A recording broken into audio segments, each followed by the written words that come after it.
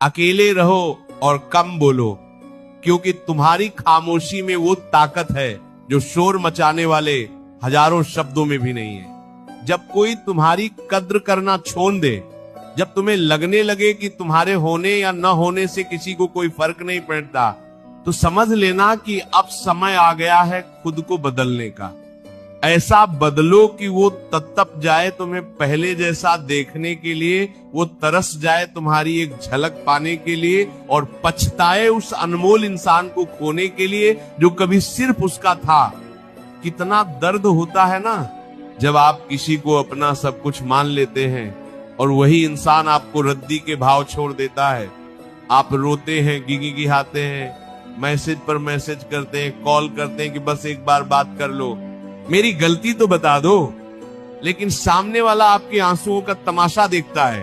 आपका स्वाभिमान धूल में मिल चुका होता है और आपका दिल कांच की तरह टूटकर बिखर जाता है। आप रात भर जागकर सोचते हैं कि कहां कमी रह गई थी मेरे प्यार में। वो अकेलापन, वो सीने में उठने वाला दर्द ऐसा महसूस होता है जैसे किसी ने जिंदा शरीर से रूह खींच ली हो।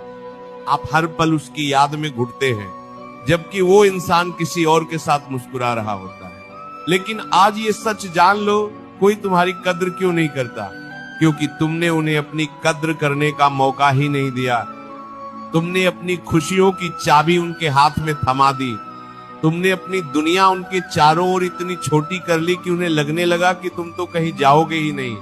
सच तो ये है कि दुनिया उसी की इज्जत करती है जो खुद अपनी इज्जत करना जानता है। जब आप किसी के लिए बहुत ज्यादा उपलब्ध रहते हैं तो आपकी कीमत गिर जाती है।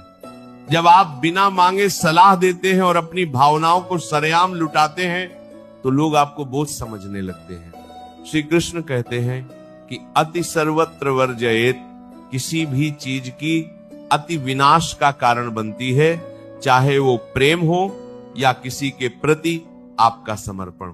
तो इसका समाधान क्या है? कैसे वापस पाएं अपना वो खोया हुआ सम्मान? समाधान है मौन और एकांत। जब कोई आपको छोड़ दे तो पीछे मत भागो, शांत हो जाओ। इतना शांत कि आपकी मौजूदगी का शोर नहीं बल्कि आपकी गैर मौजूदगी की खामोशी उन्हें चुभने लगे। जब आप कम बोलते हैं तो आप अपनी ऊर्जा को संचित करते हैं। जब आप अकेले रहना सीखते हैं तो आप खुद को पहचानते हैं। अकेले रहने का मतलब ये नहीं है कि आप दुखी हैं, बल्कि इसका मतलब है कि अब आपको अपनी खुशियों के लिए किसी बाहरी इंसान की जरूरत नहीं है। अपनी कद्र वापस पाने का एकमात्र रास्ता है